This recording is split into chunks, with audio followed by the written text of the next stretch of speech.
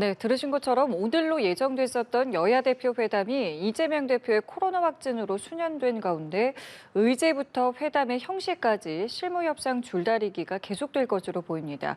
오늘 두 분과 함께 이회 정치권 소식까지 함께 짚어보겠습니다. 오늘 최수영 제20대 대통령직 인수위 전문위원, 김진욱 전 민주당 대변인 나오셨습니다. 두 분 안녕하십니까? 안녕하세요.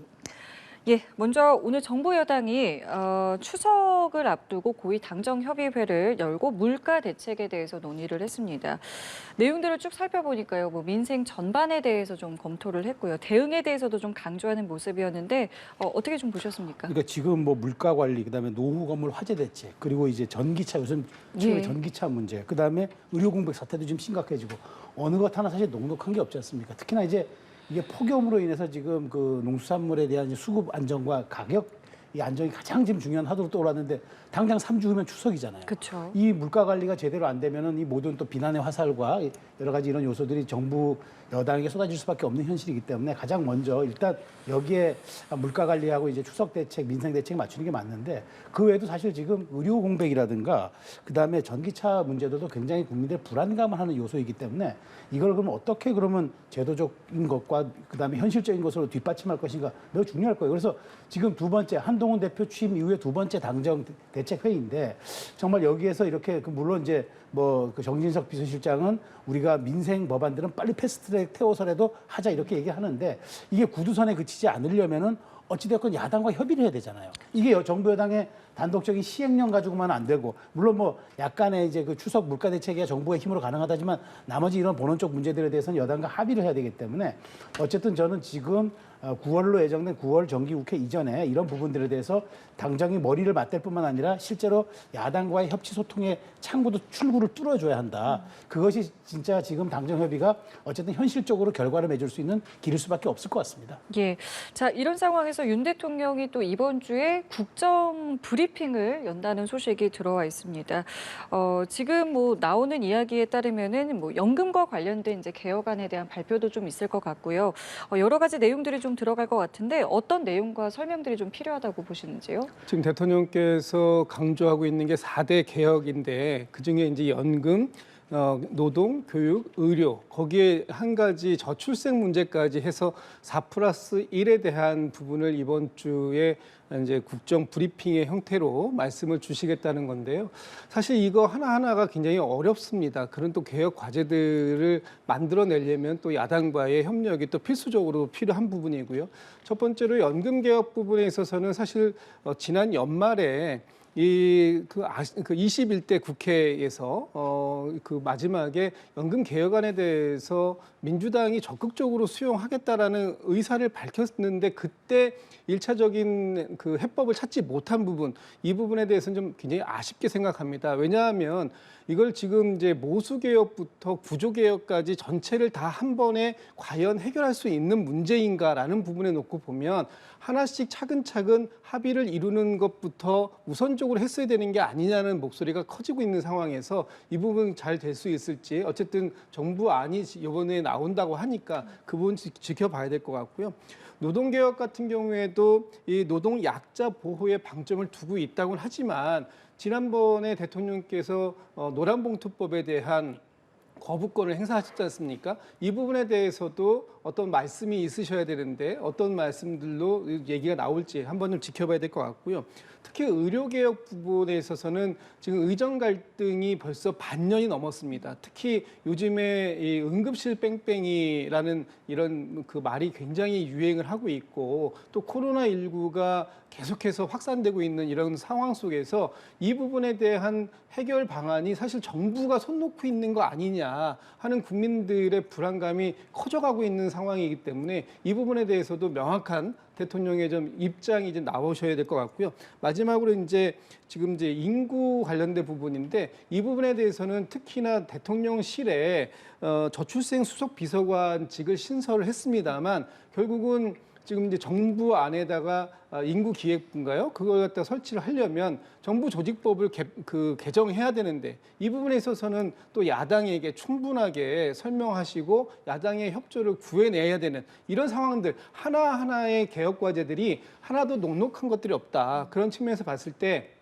이번 대통령께서 성과만 말씀하실 게 아니라 과제의 어떤 해법을 어떤 방식으로 풀어낼 것인가 하는 부분에 대해서 좀 구체적인 말씀을 좀 담으셔야 되지 않을까라는 생각합니다. 그러니까 성과뿐만 아니라 앞으로의 계획도 충분히 담겨야 된다는 말씀이신데요. 각각에 대해서 좀 어떤 것들을 기대하고 계시는지요? 그렇죠. 지금 말씀하신 것처럼 사실 4+1, 4대 연금, 4대 개혁에다가 이제 우리 이제 인구 문제까지 이렇게 했기 때문에 이 부분에 대해서 이제 어떻게 저는 사실 그래 이게 워낙 방대한 문제입니다. 대통령이 한 번에 국정 브리핑에 과연 이것을 담을 수가 있겠느냐. 그리고 또 지금 사실 국정 브리핑이 다음 주로 예정돼 있다고 지금 얘기 나오는데 여러 가지 지금 그 정치 일정을 보면은 사실 지금 목요일 아니면 일요일이 될 수밖에 없는 그런 상황 같아요. 그래서 지금 여기에 대해서 저는 그래요. 대통령께서 너무 많은 얘기를 쏟아내기보다는 구체적으로 실현 가능한 로드맵을 제시하고 국회의 몫은 국회 목대로 두고 대통령실이 추진할 건 추진한 이런 식으로 조금 분리 대응을 통해서 선택과 집중을 가지고 이 문제를 접근해야지 이 모든 것을 우리는 다 하겠습니다라고만 얘기했을 때 약간 공허하게 들릴 수 있어서 구체적으로 그럼 연금 개혁에 대한 어떤 구체적인 디테일한 방안 이런 것들에 대한 좀 구체성을 띈 국정 브리핑이 돼야 국민들에게 좀 안심과 그다음에 대통령 지지율에도 조금 좀 순기능의 영향을 끼치지 않을까 그렇게 생각합니다. 예, 알겠습니다. 자, 그리고 원래 예정대로였다면은 지금 저희가 여야 대표회담과 관련된 대화를 나눴어야 됐는데 이 이제 회담이 이재명 대표의 코로나19로 인해서 좀 미뤄졌습니다. 다만 지금 뭐 형식과 의제에 대해서는 여전히 뭐 이견이 있고 이젠 날짜까지도 다시 잡아야 되는 상황이거든요. 다만 이것과 관련해서 이것이 연기가 되는 것이 아니라 이제 무산될 수도 있지 않겠느냐 뭐 이런 관측들도 좀 나오고 있던데 개인적으로 어떤 시선으로 좀 보고 계시는지요? 저는 지금 뭐 무산될 가능성은 좀 낮게 보고 있고요. 일단은 좀 전에도 말씀들이 나왔습니다만 지금 국민들이 굉장히 많은 고통 속에 있고 그런 부분들 속에서 대통령께서 그 혼자서 이 문제들을 다 해결할 수 없다. 이건 정치권이 여야가 합심해서 풀어야 할 부분도 상당 부분이 있기 때문에 지금 여야 대표 회담은 좀 이루어져야 된다라는 필요성에 대해서는 뭐 여당이나 야당이나 다 같이 공감하고 있는 측면이 강하다고 보고요. 그런 측면에서 지금 뭐 이재명 대표의 코로나 때문에 오늘 예정되어 있던 예. 회담이 연기가 됐습니다만 저는 이르면 뭐 이번 주말 정도에도 또 가능할 수 있지 않을까. 어쨌든 9월 정기국회가 시작되기 전에 또 추석이 시작되기 전에 어떤 여야 그 대표 회담들 통해서 일정한 합의들이 좀 나와야 되는 시점이다라는 측면에서 보면은 여전히 가능성은 그 높게 보여지고요. 이제 거기에 지난주에 뭐 생방송 뭐 중계 얘기라든지 뭐 여러 가지 의제 부분에 대한 얘기가 있었습니다만 그런 부분들에 대해서는 사실 뭐 그 충분히 여야가 대화해서 실무 협의 단위에서 만들어낼 수 있는 문제들이다. 지금 중요한 건 이 회담을 통해서 어쨌든 대통령께서 지금 그 이 국정의 중심에 있지만 정치권이 그 대통령과 함께 문제를 해결하게 하는 모습 이런 것들이 좀 필요한 시점이고요. 특히 추석 연휴를 앞두고 많은 분들이 높아지는 고물가라든지 아니면은 지금 의료 대란이라든지 여러 가지로 걱정들이 많기 때문에 그런 걱정들을 좀 그 해소시켜드리는 그런 정치의 순기능, 정치의 효능감을 맛보게 해드리는 그런 회담은 반드시 필요하다 이렇게 생각합니다. 위원님 생각도 마찬가지신가요? 그렇죠. 저도 회담이 깨질 거라고 보진 않아요. 왜냐하면 여기서 회담을 깨는 측이 패배하는 게임이 돼버렸어요. 이거는 대국민 약속을 두 분이 했기 때문에 그거는 안 되고 더더군다나 두 분 다 한 분은 이제 한동훈 대표는 취임 한 달, 이재명 대표는 당선된 지 일주일이잖아요. 딱 그러면 지금 적기가 맞죠. 다만 저는 이재명 대표가 고비고비마다 병상 정치를 하고 있다고 생각을 하거든요. 이재명 대표가 이제 피습 전에도 이제 단식으로 인해서 병상 정치했고 피습 후에 또 무력 제거하면서 또 병상 정치했고 그러니까 그 이후에 꼭 그 구체적인 좀 대국민 어떤 그 메시지가 나왔거든요. 그런 측면에서 지금 어쨌든 지금 코로나 지금 확진으로 인해서 지금 병상에 있는 걸로 알고 있는데 저는 나오면 오히려 거기에서 약간 정리된 것을 가지고 한동훈 대표 할 거라고 봐요. 근데 저도 지금 여기 와서 이게 무슨 생중계 방식이니 뭐 방식을 갖고 깬다? 혹은 뭐 여기에 대해서 이제 양쪽이 의제 조율이 안 돼서 깬다? 어찌됐건 이거는 깨는 쪽으로 국민들에게 비춰지는 측이 이거는 지는 게임이기 때문에 또 이거는 정치의 승패를 떠나서 지금 정기국회 앞두고 그나마 지금 여야가 이렇게 극단의 평행선을 달리는 유일한 해법이자 출구가 여야 대표회담을 통해서 이걸 한번 전환시켜내고 이걸 바탕으로 이제 이재명 대표와 윤석열 대통령이 영수회담을 할 수 있는 그 말하자면 단계로 가는 그런 고속도로이기 때문에 이거는 저는 성사될 거로 보지만 다만 의제 갖고 너무 기싸움할 필요 없다. 중요한 거는 지금 쟁점 법안들 같은 경우는 조금 후순위로 미루고 그다음에 마치 지금 민주당이 이제 힘겨루게 하듯이 대통령이 거부권을 행사한 20만 원법이라든가 그다음에 다른 이제 이런 노란봉투법 이런 것들을 또 한번 하려고 이렇게 미리 얘기하는 것보다는 여야 대표회담 이후에 이 모습 이런 것들은 조금 합의 처리하고 쟁점 가능한 그런 것들로부터 좀 의제 설정을 하는 게 저는 지금 이 대표회담을 그나마 좀 끌고 갈 수 있는 동력이 되지 않을까 싶어요.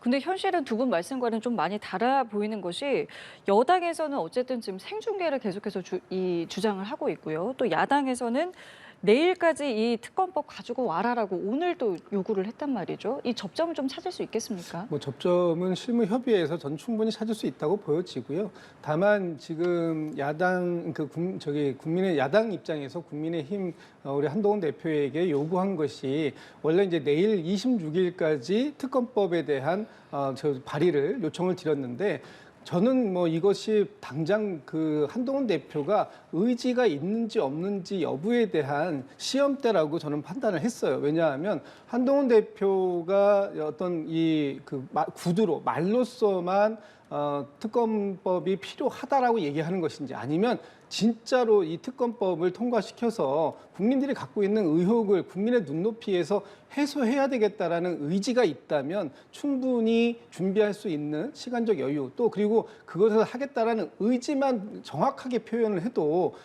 저희가 받을 수 있을 것 같은데 지금 상황에서는 한동훈 대표가 계속 조건을 붙인다든지 아니면 한동훈 대표의 주위에 계신 뭐 최고위원이나 아니면 다른 책임 있는 자리에 계신 분들이 특검법을 받을 수 없는 설명들만 계속 하고 계시기 때문에 이것이 한동훈 대표의 의지가 반영된 게 아닌가 이렇게 보기 때문에 지금 저희가 이제 날짜까지 명시를 한 것인데 뭐 그런 부분들에 대해서는 충분히 협의가 가능하다고 보여지고요. 대신 그만큼 한동훈 대표도 확실한 입장 표명은 필요하다. 못하면 못한다라고 하는 입장이라도 표명을 해야 뭐 얘기가 되지 않을까라는 생각이 듭니다. 저는 조금 생각이 다른 게 그러니까 이게 정말 민주당이 처리하고자 하는 의지가 있다고 그다음에 합의 처리할 생각이 있고 최혜병 사건과 관련해서 정말 이걸 진상규명에 방점을 찍는다면 26일을 한정할 필요는 없는 거죠.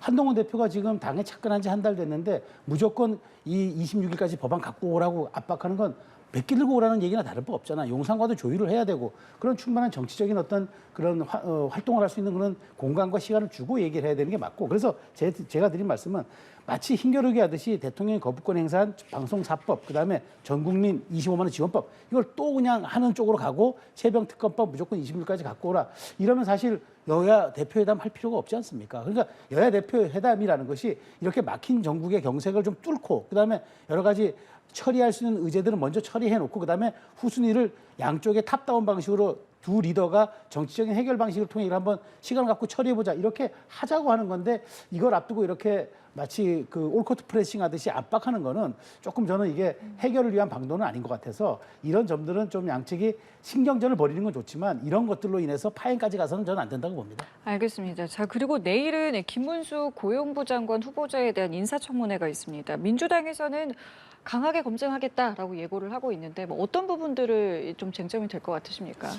지금 저희 민주당 입장에서 봤을 때 김문수 후보자 같은 경우에는 이분이 과연 이 노동 정책을 총괄할 만한 어떤 자격이 있으신가 하는 쪽에 강한 의문을 제기하고 있습니다. 이분이 그동안 그 발언에 오신 것이라든지 하는 걸 보면 굉장히 노조에 대해서 혐오적인 관점을 가지고 계시고 또 발언들이 굉장히 세셨어요. 그런 발언들이 여전히 지금도 유효하다고 생각하신다면 저희가 볼 때는 이 지금의 노동 정책에 대해서 주무장관으로서의 책임 다 하실 수 없다라고 보여지고요. 지금 이분이 하셨던 발언 중에 뭐 불법 파업에는 손해배상 소송이 답이다라고 얘기하면 이거는 노조를 거의 인정하지 않고 노조를 억압하는 그런 형태로 비출 수밖에 없는 부분이고요. 또 지난번에 또 예전에 이런 말씀도 하셨더라고요.